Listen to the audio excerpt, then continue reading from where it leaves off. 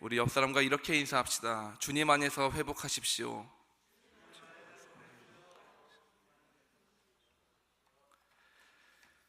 사람이 공포를 느끼거나 절실한 상황이 생기면 붙잡는 것이 있습니다.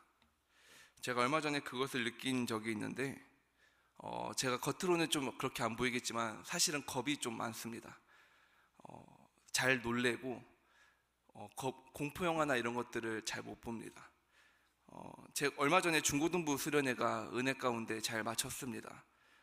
이번에는 저희가 자체적으로 하지 않고 헬세드라는 청소년 단체에서 주관하는 이제 겨울 캠프를 다녀왔는데 저랑 이제 교사로 있는 예서 청년은 캠프 스텝이랑 책임자로 있었기 때문에 저희 부장지사님 주도하에 아이들을 이제 함께 보냈는데 수련회가 끝나고 이제 부장지사님이 차량 운행을 하면서 아이들을 먼저 집으로 보낸 후에 저랑 예서 청년은 둘이서 이제 수련회 장소를 다 뒷정리를 하고 뒤늦게 이제 교회로 돌아왔습니다. 그때 시간이 새벽 2시가 좀 넘었을 때였는데 이제 와서 교회에 있던 짐들을 정리를 하고 이제 돌아가려고 하는데 분명 처음 왔을 때 꺼져 있었던 여자 화장실 불이 켜져 있던 겁니다. 순간 저희 둘 안에 두려움이 찾아왔습니다. 분명 화장실을 간 사람은 없었는데 불이 켜져 있으니까 너무나 무서웠던 겁니다. 그런데 그래도 무섭긴 해도 무슨 일인지는 알아야 되니까, 그래도 전도사니까 무슨 일인지 알아야 되니까 교회 전체를 둘이서 경비를 돌기 시작합니다. 너무 무서우니까. 근데 그래 너무 무서워서 어떻게 하냐면 해결 방법으로 찾은 게 뭐냐면 유치부실 안에 있던 그 마대자루 들고 둘이서 교회를 돌아다니는 거였습니다. 어쨌든 몸은 지켜야 되니까 그거 하나 딱 들고 여기저기를 막 돌아다니기 시작하는데 이제 마지막으로 이제 여자 화장실을 딱 들어가 봐야 되는 차례였어요. 그래서 예서 청년에게 양해를 구하고 제가 화장실 안으로 들어갔습니다. 근데 이제 가서 세 칸이 있는데 세 칸 중에 두 칸은 문제가 없는데 한 칸이 문이 굳게 닫혀 있던 겁니다. 그래서 긴장한 채로, 그때부터 긴장한 채로 그 마대자루를 들고 문을 탁 밀었는데 안 열리는 거예요.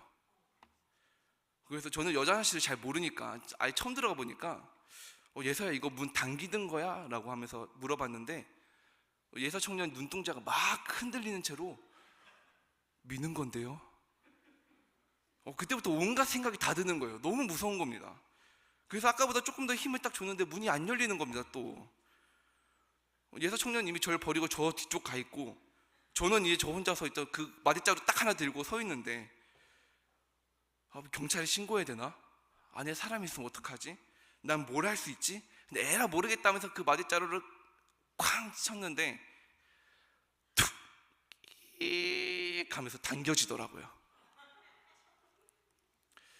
문이 미는 게 아니라 당기는 거였습니다. 근데 예서 청년도 겁을 먹고 긴장을 하다 보니까 당기는 문을 미는 걸로 착각했던 겁니다. 근데 진짜 다리에 힘이 풀리고 사실 교회에 아무도 없었는데 저희 둘 머릿속에만 누가 있다라고 착각하는 해프닝이 벌어졌습니다. 근데 정말 우스운 해프닝이었지만 그 짧은 순간에 제가 뼈저리게 느낀 것이 있습니다. 사람은 위기의 순간이 오면 혹은 내 힘으로 감당할 수 없는 두려움 앞에 서면 본능적으로 내가 의지할 무언가를 필사적으로 움켜쥐게 된다는 사실입니다. 그날 밤 제가 의지할 건요, 유치부시에서 가져온 그 마대자루였습니다. 사실 그게 뭐라고, 만약에 정말로 진짜 괴한이 있었다 해도 그 나무 막대기 하나로 제가 뭘 할 수 있었겠어요? 제가 진짜 뭐 무술가도 아니고 막 이소룡 같은 사람도 아니고 그거를 막 휙 돌리면서 그 사람들을 막 내쫓을 수도 없잖아요.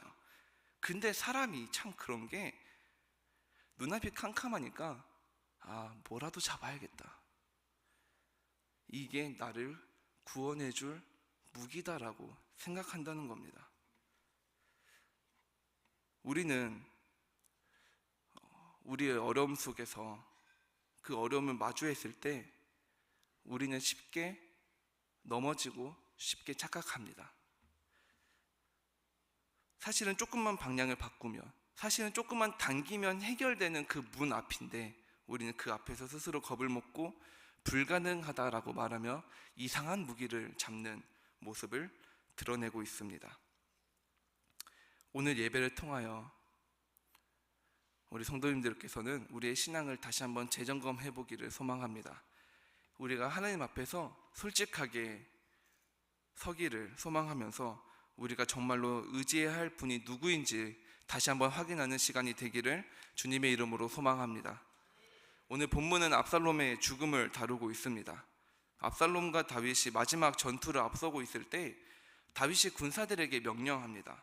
5절 말씀을 보면 나를 위하여 젊은 압살롬을 너그러이 대우하라 라고 말합니다. 근데 이 다윗의 말을 통해 우리는 한 가지 사실을 유추해 볼 수 있는데, 바로 다윗이 전쟁의 승리에 대한 자신감이 있다는 겁니다. 왜 그렇게 생각했을까요? 다윗이 정말로 무술이 뛰어나고 다윗의 군사들이 정말로 뛰어났기 때문일까요? 그것보다는 하나님께서 자신에게 승리를 주신다는 확신이 있었기 때문입니다. 나는 패배할 수 있어도, 나의 상황은 좀 어려울 수 있어도 하나님은 나에게 반드시 승리를 주신다는 그 확신, 다윗은 그 확신이 서 있었습니다. 그래서 전쟁이 시작하지도 않았는데 압살롬에 대한 그 처우를 이야기하는 것이죠. 하지만 부하들의 관점에서 우리가 한번 봐봅시다. 부하들의 관점에서 보면 다윗은 불완전한 모습을 보이고 있습니다.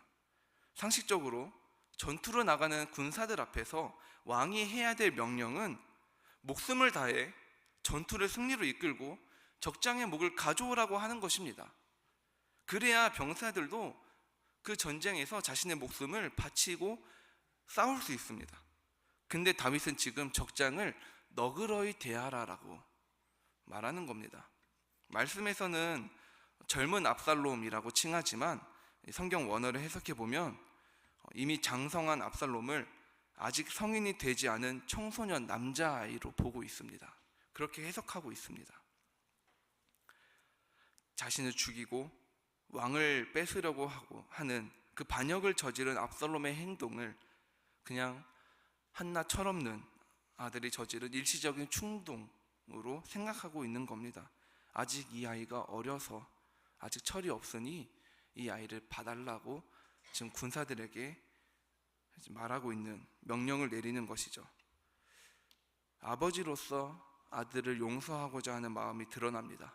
근데 아무리 아들이어도 군사들이 보기엔, 병사들이 보기엔 압살롬은 반역자입니다. 지금 다윗은 압살롬을 걱정할 때가 아니라 자신을 걱정해야 됩니다. 왜냐하면 다윗의 군사보다 압살롬의 군사가 압도적으로 많았기 때문입니다. 그리고 지금 다윗을 걱정하고 다윗을 위해 목숨을 바치려고 하는 사람은 압살롬이 아니라 3절에 나오는 군사들입니다. 근데 그들 앞에 다윗이 적장을 걱정하며 그를 죽이지 말고 너그러이 대하라라고 하는 장면은 부하들에게 있어서 목숨을 바칠 이유를 찾지 못하게 만드는, 전쟁에 나갈 이유를 잃어버리게 만드는, 전쟁에서는 아주 위험한 발언을 하고 있는 겁니다. 제가 말씀을 준비하면서 한번 상상을 해봤습니다. 만약 내 아들놈이 나를 죽이려고 한다면 나는 어떻게 반응할까 상상을 해봤는데, 제가 아직 부모가 되어보지 못해서 그런지 이 다윗의 마음을 이해하지 못하겠더라고요. 어떤 방법을 써더라도, 아무리 아들이어도 나를 죽이려고 하는 그 아들의 행동을 용서하지 못할 것 같더라고요. 하지만 다윗은 압살롬을 용서하고자 합니다. 부모로서는 완전한 사랑이었지만 왕으로서는 불완전한 모습을 보이죠. 이 본문을 통해 우리는 두 가지 사실을 또 알 수 있습니다.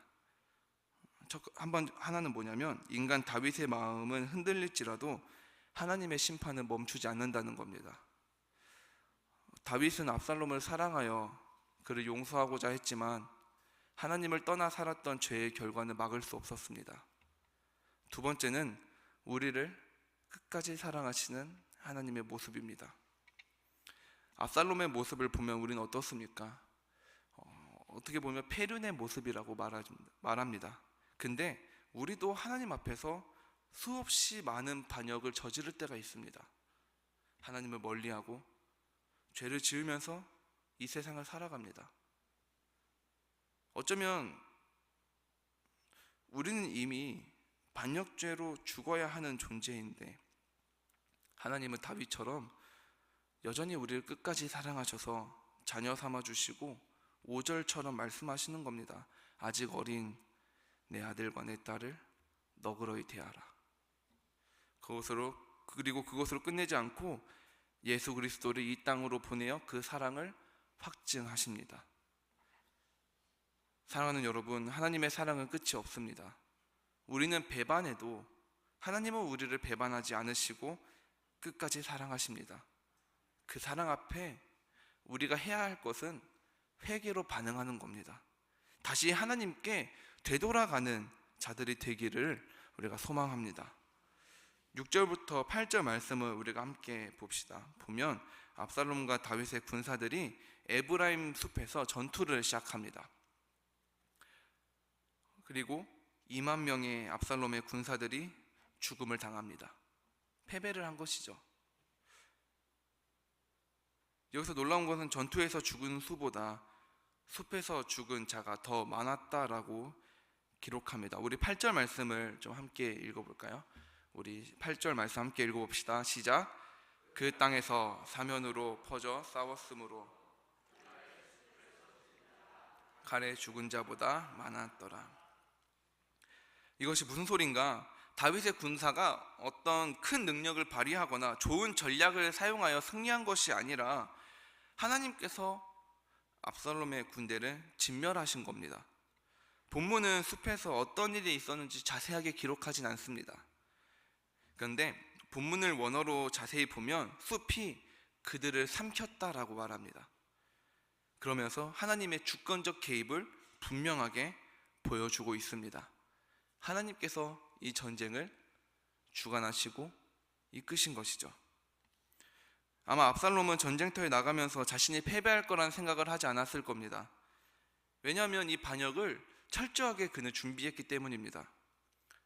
지략가인 아히도벨의 조언까지 얻었고 군사력을 모았고 사람들의 마음을 훔쳤습니다. 7절만 봐도 그 차이를 알 수 있습니다. 7절에 보면 압살롬의 군사들을 이스라엘 백성이라고 기록합니다. 다윗의 병사들은 다윗의 군사라고 말하면서 압살롬의 군사들은 이스라엘 전체인 것처럼 말하는 부분은 그만큼 압살롬과 다윗의 군사력 차이를 보여주고 있습니다. 모든 상황이 압살롬의 승리를 가리키고 있지만 압살롬은 패배합니다. 성경은 그 이유를 분명하게 말하는데 하나님께서 압살롬을 막으셨기 때문입니다. 아무리 결과가 명확해도 확신의 길이 열려있다 할지라도 누가 봐도 가야 할 길이라 할지라도 하나님께서 막으시면 아무 의미가 없습니다. 사랑하는 성도 여러분, 명확한 결과가 우리는 살면서 보일 때가 있습니다. 우리가 살아가다 보면 여기가 내 길이구나, 내가 여기로 가면 되겠구나라고 하는 순간이 찾아옵니다. 너무 명확한 결과가 보이니까 기도하지 않은 순간이 있습니다. 근데 우리는 그럴 때 더더욱 하나님께 기도해야 합니다. 결과가 분명해 보일수록 우리는 하나님을 필요 없는 분이라고 밀어낼 때가 있습니다. 기도하지 않는 확신은 믿음이 아니라 교만입니다. 가장 위험한 신앙의 형태라는 것을 기억해야 합니다. 때로는 내 앞길이 보이지 않아 다른 것을 의지하고자 할 때가 있습니까? 하나님 앞에 우리의 인생을 맡기길 소망합니다. 모든 것이 하나님의 손에 달려 있습니다. 불가능해 보이는 길일지라도 하나님이 함께 하신다면 불가능은 가능으로 바뀌게 되는 줄 믿습니다. 압살롬이 전투에서 지고 노새를 타고 도망치기 시작합니다. 그런데 큰 상수리 나무에 머리카락이 딱 걸리고 맙니다. 자신이 타던 노새는 이미 도망가 버리고 사라집니다. 압살롬은 이제 무엇을 해야 될까요? 노새는 도망갔고 나무에 걸려서 공중에 매달려 있는 이때, 아무것도 할 게 없는 이때, 자기를 지켜줄 그 군사들도 없는 이때 압살롬이 해야 될 것은 무엇일까요? 부르짖는 거였습니다. 이때라도 하나님 앞에 부르짖고 회개했어야 했습니다. 하나님께서 지금 압살롬에게 멈춤의 시간을 허락하십니다. 때로 하나님은 바쁘게 살아가는 우리에게 멈춤의 시간을 주십니다. 성경을 보면 많은 사람들이 그 자리에서 즉각적으로 멈추게 됩니다. 바울을 다메섹으로 가는 길에 빛으로 눈을 멀게 해서 멈추게 하십니다. 요나가 다시스로 가라는 그 명령을 어기고 요바로 갈 때 물고기 뱃속에서 멈추게 하십니다. 그들은 그 자리에 멈춰서 무엇을 했는가? 하나님을 찾았습니다. 하나님께 회개했습니다. 마찬가지로 압살롬에게도 상수리 나무를 통해 하나님께서 멈추게 하십니다. 그런데 압살롬은 침묵합니다. 기도하지도 않았고 부르짖지도 않았고 회개하지도 않았습니다. 하나님을 찾지도 않았습니다. 이후에 압살롬은 죽을 때까지 아무 말도 하지 않고 침묵합니다. 그리고 죽음을 맞이합니다. 어쩌면 이것이 압살롬의 비극일지도 모릅니다. 회개해야 할 때 회개하지 않고 부르짖어야 할 때 부르짖지 않는다면 우리 또한 어쩌면 비극을 맞이할 수도 있습니다.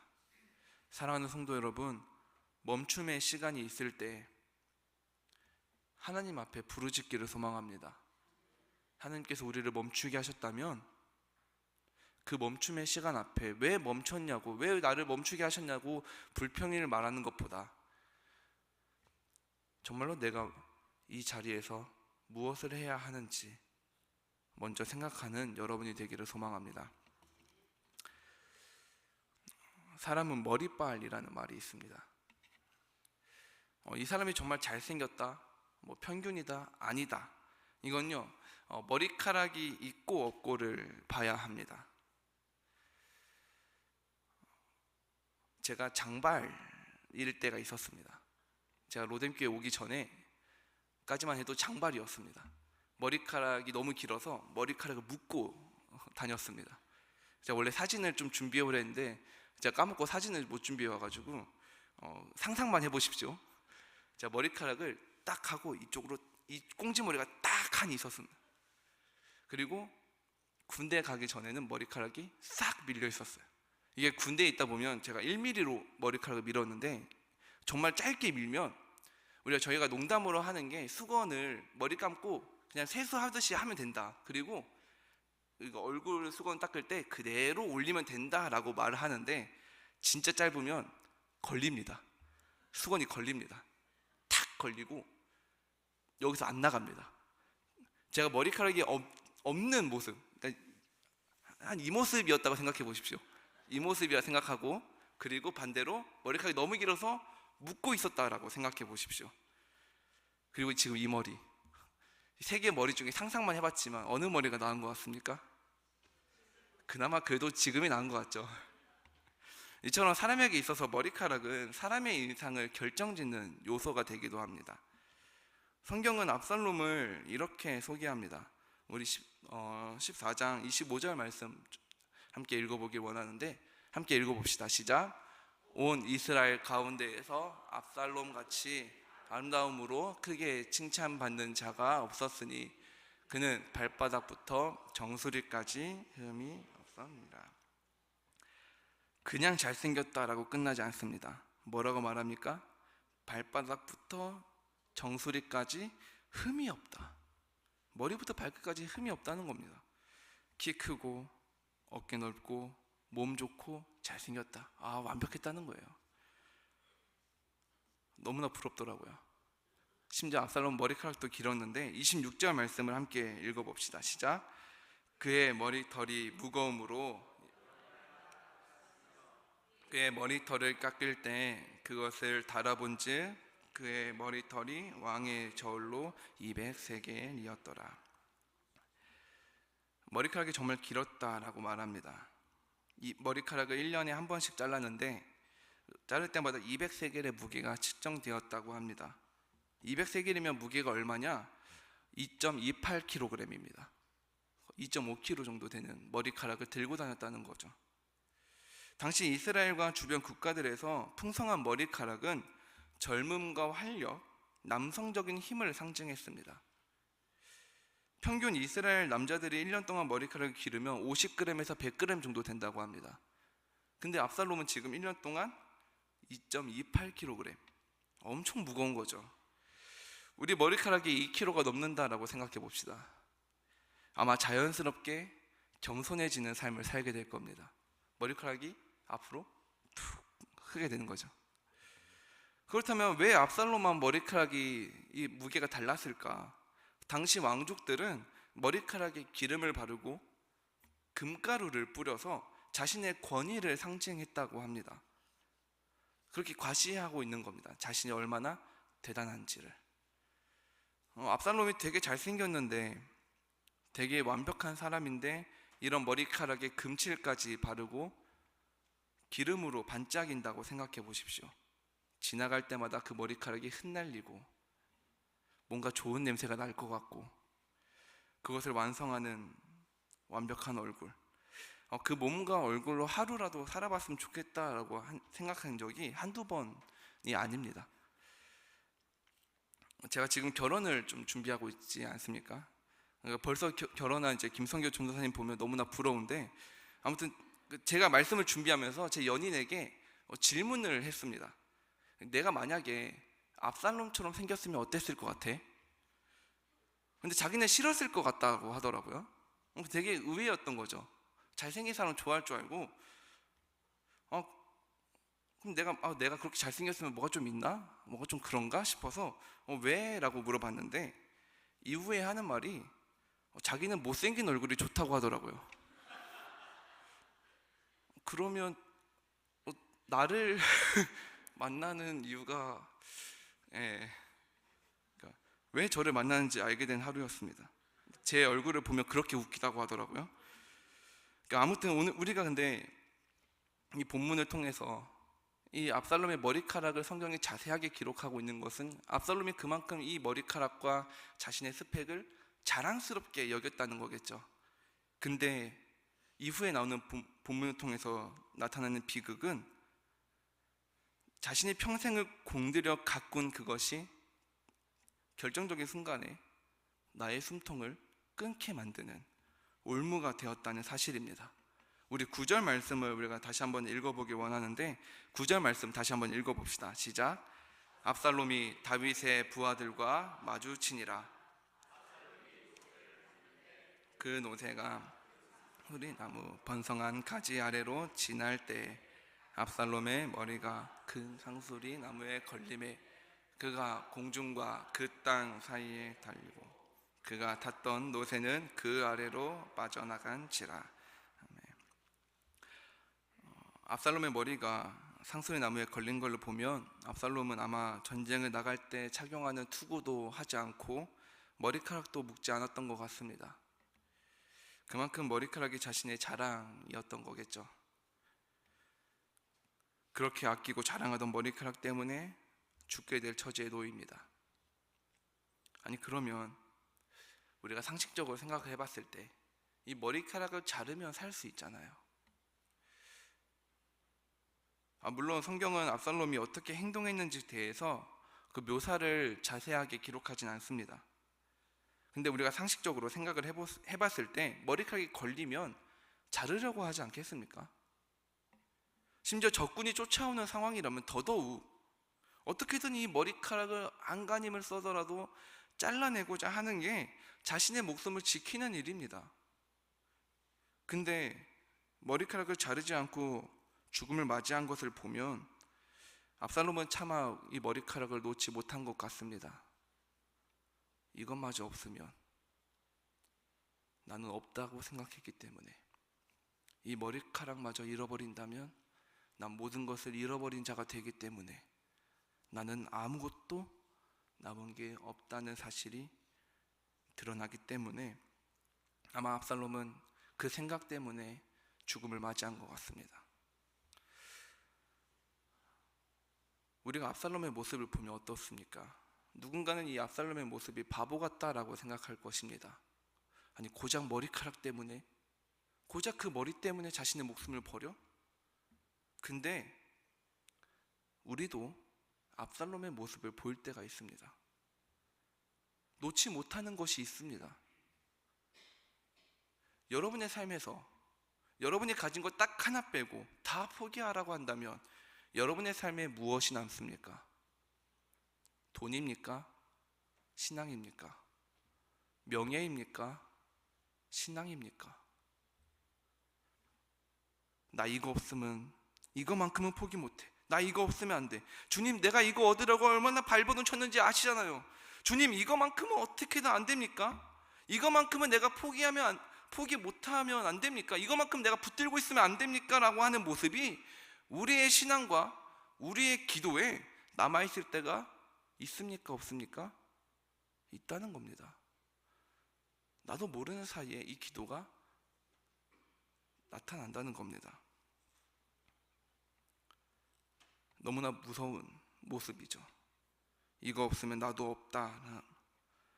끝까지 손에서 놓지 못하는 그것이 결국 나를 하나님께 나가지 못하게 묶어버립니다. 압살롬은 자기 삶의 주권을 하나님께 드리지 못했기에 그 머리카락과 함께 죽었습니다. 사랑하는 성도 여러분, 우리의 삶에 무엇이 남습니까? 제가 아까 질문했던 것 중에서 여러분의 삶에서 여러분이 가진 것 딱 하나 빼고 다 포기하라고 한다면 여러분 무엇이 남습니까? 예수님이 남아야 합니다. 복음이 남아야 합니다. 예수 그리스도가 남아야 합니다. 여러분의 삶에서 예수님이 남기를, 아니요, 예수님만 남기를 주님의 이름으로 소망합니다. 그렇다면 이 말이 우리의 인생에서 정말 다 내려놓아야 한다는 소리일까요? 예수님만 남기라는 말이 세상을 등지고 산속으로 우리가 들어가야 한다는 소리일까요? 그것이 아닙니다. 내 삶의 주인을 내가 아니라 이제는 주님으로 바꾸어야 한다는 말입니다. 우선순위가 바로 서야 한다는 것이죠. 내가 하는 공부, 내가 하는 직장생활, 내가 누리는 취미생활, 내가 누리는 그 모든 것들의 중심이 이것이 하나님의 영광을 위한 것인가? 이 질문 앞에 서야 한다는 것입니다. 우리가 세상 속에 누리는 모든 것들은 하나님이 주신 선물입니다. 문제는 그 선물을 주신 분보다 커질 때 발생합니다. 머리카락은 하나님이 주신 큰 복이었습니다, 압살롬에게. 근데 그가 그것을 하나님보다 더 사랑했고 자신의 영광으로 삼았을 때 그것은 생명을 앗아가는 우상으로 변질됩니다. 우리는 소유자가 아닙니다. 우리는 청지기입니다. 이 사실을 잊어서는 안 됩니다. 내가 가진 건강, 자녀, 명예, 재산, 모든 것들은 내 것이 아닙니다. 하나님이 우리에게 잠시 맡겨주신 겁니다. 주인이 오라고 하면 언제든 빈손으로 가야 하는 것이 우리의 본분입니다. 욥기 말씀 보면 이렇게 말하고 있지 않습니까? 주신 이도 여호와시요 거두신 이도 여호와시오니. 이 고백이 우리 삶의 기초가 되어야 합니다. 오늘 본문은 단순히 한 사람의 비극적 최후를 기록한 이야기로 끝나지 않습니다. 하나님보다 더 붙잡고 있는 것이 있는 인간의 최후를 보여줍니다.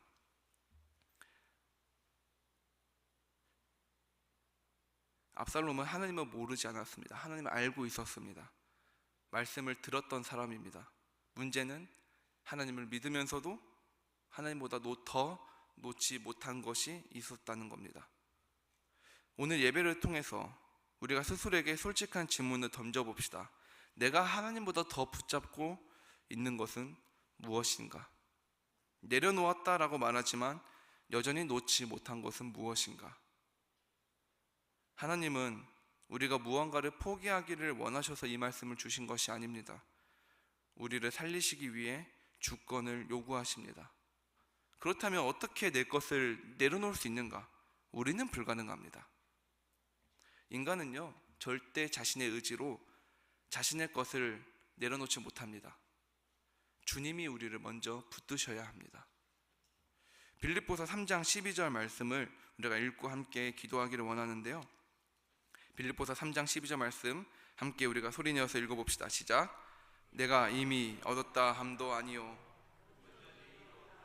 아니라 오직 내가 그리스도 예수께 잡힌 바 된 그것을 잡으려고 달려가노라. 내 인생의 주인은 내가 될 때는 무너지지만 예수 그리스도가 주인이 되실 때 그 인생은 절대로 망하지 않습니다. 우리가 내려놓을 수 있는 것은 주님이 먼저 우리를 붙드셨기 때문입니다. 우리가 함께 불렀던 찬양에 이런 가사가 있지 않습니까? 내가 주인 삼은 모든 건 내려놓고 내 주 대신 주 앞에 나가. 이 고백은 우리의 노래가 아니라 선언이고 결단입니다. 오늘 하나님 앞에 내가 꼭 쥐고 있었던 것이 있었다면 그것을 내어드립시다. 그리고 이렇게 고백합시다. 주님, 내 인생의 주인은 내가 아니라 주님이십니다. 오직 주님만이 내 삶의 주인이라고 고백할 수 있는 저와 성도님들이 되시기를 주님의 이름으로 소망합니다.